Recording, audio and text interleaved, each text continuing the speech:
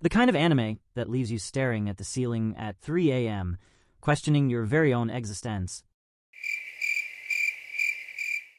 Now, when we think of anime, we often imagine stunning animation, vibrant worlds, and characters with powers that defy the laws of physics. Shows like Jujutsu Kaisen and Solo Leveling are perfect examples of this. They're action-packed, visually stunning, and wildly popular. But here's the thing, it can also get dark. Like, really dark. These shows don't shy away from gruesome battles, tragic backstories, and moments that leave you clutching your chest, wondering why you even started watching in the first place. And it's not just the new shows.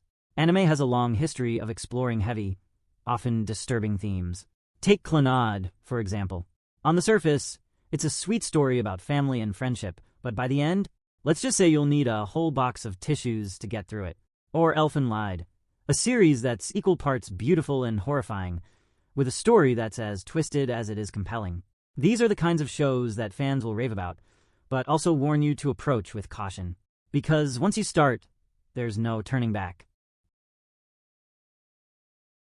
Let's start with Terror in Resonance, a 2014 masterpiece by MAPPA, the same studio behind Jujutsu Kaisen and Attack on Titan's final seasons. This show isn't about flashy fight scenes or over-the-top action. Instead, it's a psychological thriller that follows two teenage boys, 9 and 12, as they carry out a series of terrorist attacks across Tokyo. But here's the twist. They're not your typical villains. These boys are victims of a government conspiracy, and their actions are a desperate attempt to expose the truth and reclaim their stolen lives. Enter Lisa Mishima, a girl trapped in an abusive home who gets caught up in their dangerous world.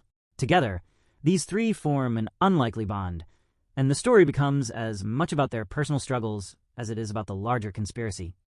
What makes Terror in Resonance so hard to watch isn't the violence, it's the emotional weight of the characters' journeys. By the time you reach the bittersweet ending, you'll be wishing you could turn back time and give these kids the happy ending they deserved. Next up, we have Anohana, the flower we saw that day. If you've ever wanted to cry your eyes out over a story about friendship, loss, and healing, this is the anime for you. Produced by A1 Pictures in 2011, Anohana follows Jinta Yodomi and his group of childhood friends, who drifted apart after the tragic death of their friend Menma. But here's the twist. Menma's spirit is still around, and only Jinta can see her. As the group reunites to help Menma move on, they're forced to confront their guilt, grief, and the ways they've changed over the years. What makes Anohana so devastating isn't just Menma's death. It's the way the show explores how her loss affected each of her friends. There's no gore, no shocking twists, just raw, emotional storytelling that hits you right in the feels. It's the kind of show that's impossible to watch without tearing up, and it's a testament to how anime can tackle heavy themes with grace and sensitivity.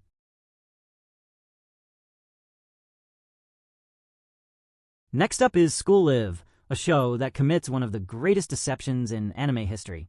At first glance, it looks like your typical slice of life, featuring a cheerful high school girl, Yuki Takeya, and her fun little school club. The art style? Adorable. The atmosphere? Wholesome. But then, by the end of episode 1, you realize something's very, very wrong. This isn't a story about a happy-go-lucky school life. It's a zombie apocalypse. And Yuki? She's in complete denial. Her mind refuses to accept the horror around her, so she sees the school as it used to be, filled with students, teachers, and laughter, when in reality, it's just her and a few surviving friends barricaded inside, fighting to stay alive. That moment when you realize that everything she sees is a lie? Chills. But what really destroys you is when the illusion finally cracks, and Yuki is forced to face the truth. And let's not even talk about what happens to the teacher. If you know. If you don't, just be prepared for some pain. School Live is a masterclass in storytelling, using its cute facade to deliver a story that's equal parts heartbreaking and horrifying. It's a show that will stay with you long after you finish it. And trust me, you'll need some time to recover.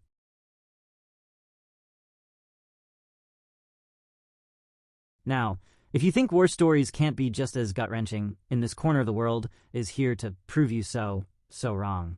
This anime doesn't punch you in the face with tragedy. It sneaks up on you slowly, quietly, painfully. It follows Suzu, a kind, artistic girl trying to navigate life in 1940s Japan. At first, her life seems normal. She gets married, moves to a new town, tries to adjust to her new family. But little by little, war begins to strip everything away.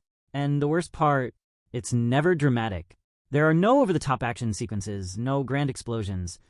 Just the reality of how war quietly destroys everyday life. By the time the true weight of Suzu's losses hits, you realize the film has done something genius. It made you care deeply, only to gut you emotionally when everything falls apart. If you made it through Grave of the Fireflies in one piece, this film is waiting in the shadows to finish the job. In This Corner of the World is a hauntingly beautiful film that reminds us of the human cost of war. It's a story about resilience, loss, and the quiet strength it takes to keep going when the world around you is falling apart. But fair warning, you'll need a box of tissues and maybe a hug after this one. Some anime break your heart. Others make you question reality itself. But Higurashi, when they cry, it does both and then some. At first glance, Higurashi tricks you into thinking it's just another slice-of-life anime. A small town, a tight-knit group of friends, a carefree summer filled with laughter and fun. Everything feels lighthearted, almost too perfect. But if there's one thing anime has taught us, it's that when things seem too perfect, something is deeply, deeply wrong. Keiichi Mibara, the newest resident of the rural village of Hinamizawa, starts noticing small, unsettling details. His friends Rina, Mayan, Satoko, and Rika are kind and welcoming, but sometimes they smile just a little too much. There are whispers of a local curse, strange disappearances, unexplained murders, and an annual festival that seems to bring nothing but death. And when Keiichi starts asking questions, everything spirals into chaos. And the worst part, no one is safe. This isn't a typical horror anime where you can predict who the villain is. There is no singular villain. Everyone has the potential to snap. One wrong move, one misinterpreted word, one lingering doubt. And the people you trust the most will turn on you in an instant. And just when you think you understand what's happening, Higurashi rips the rug out from under you and changes the rules all over again.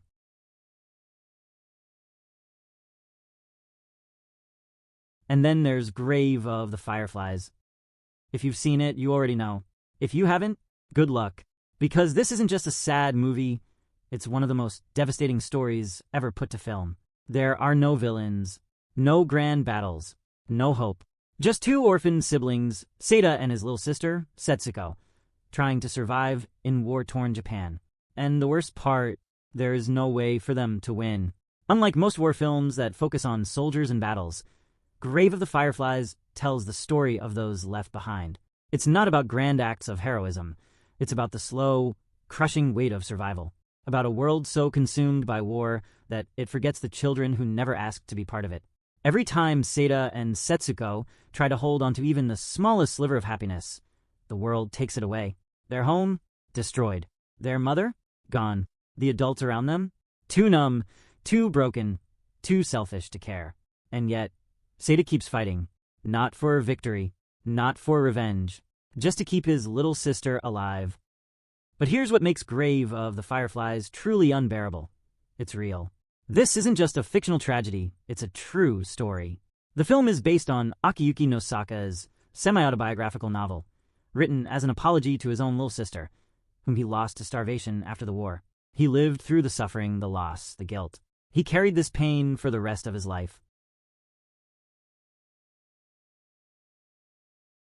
At first glance, The Promised Neverland looks like a heartwarming story about children growing up in a beautiful orphanage, surrounded by love and laughter. The art style is bright. The characters are adorable. Their caretaker, Mama Isabella, seems kind and loving. Everything feels safe. But if anime has taught us anything, it's that the prettier the picture, the darker the truth hiding underneath. Because this isn't just an orphanage. It's a farm. And these children, they're livestock. Emma, Norman, and Ray, three of the oldest kids, accidentally discover the horrifying truth. The children here aren't being adopted into loving families. They're being raised like cattle and shipped off to be eaten by terrifying creatures known as demons. Every test they take, every rule they follow, all of it is just to make their meat more valuable. And the worst part, Mama Isabella knows. She always knew. The woman they trusted with their lives is nothing more than a smiling executioner, ensuring they never realize the truth until it's too late.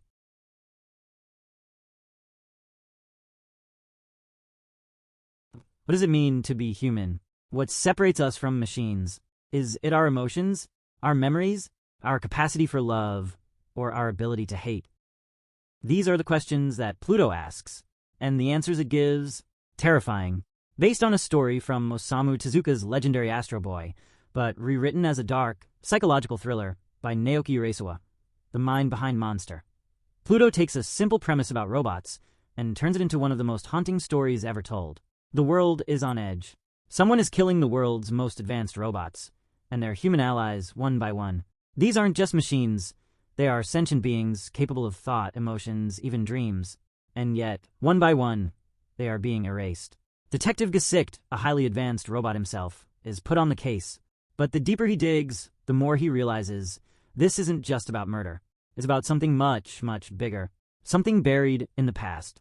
Something the world wants to forget.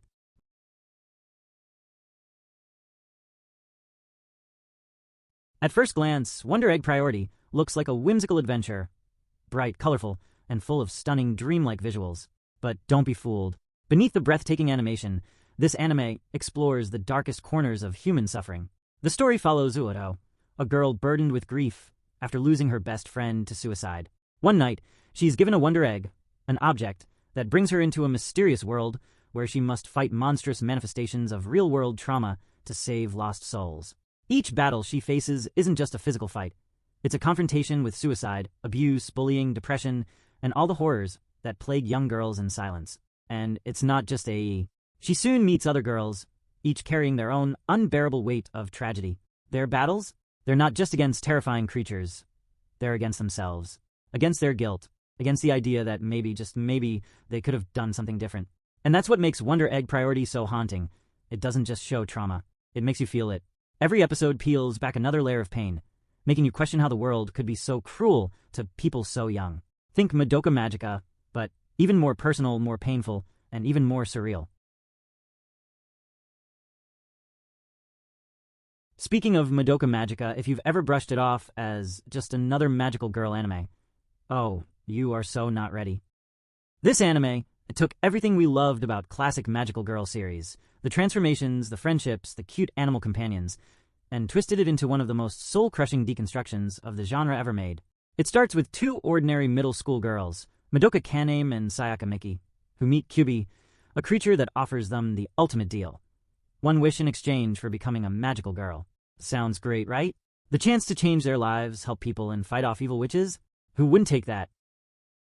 But here's the catch. Magic isn't free. Every wish comes with consequences. Every transformation comes with a horror they never saw coming. And before long, the girls realized they weren't recruited to be heroes. They were recruited to be sacrifices. Madoka Magica leaves you begging for a happy ending, even when you know deep down it's impossible. It's a series that strips away all hope, all innocence, and forces you to watch as these girls, who wanted nothing more than to help people, are forced to carry burdens too cruel for anyone, let alone children. And when you find out the true purpose of the magical girl system, that moment changes everything. It's soul-crushing, it's devastating, and worst of all, it makes too much sense.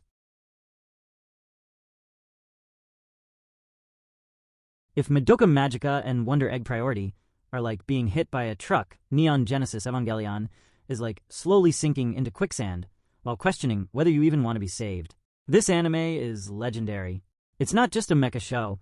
It's a psychological deep dive into the human condition, wrapped in a brutal, apocalyptic war between humanity and godlike creatures known as angels. But let's be real. The real war is inside these characters' minds. At the center of it all is Shinji Ikari, a 14-year-old boy who is forced into piloting the giant mecha, Evangelion Unit 01, to fight off the invading angels. But here's the problem. Shinji doesn't want to be a hero. He's not the typical brave, self-sacrificing protagonist. He's scared. He's broken. And worst of all, he's painfully human. And the more you watch, the more you realize the real monsters aren't the angels. It's the people. The ones forcing children into war. The ones who manipulate, lie, and betray for their own goals. The ones who treat human life like a chess piece in their twisted experiment. And when you reach the ending, that infamous, mind-breaking finale that left an entire generation of anime fans traumatized, you'll understand why Evangelion is often called the most brilliant yet most emotionally exhausting anime ever made. Even Hideaki Anno, the director, poured his own struggles with depression into this series, and it shows. Evangelion isn't just a story. It's a raw, unfiltered dive into the darkest parts of the human psyche.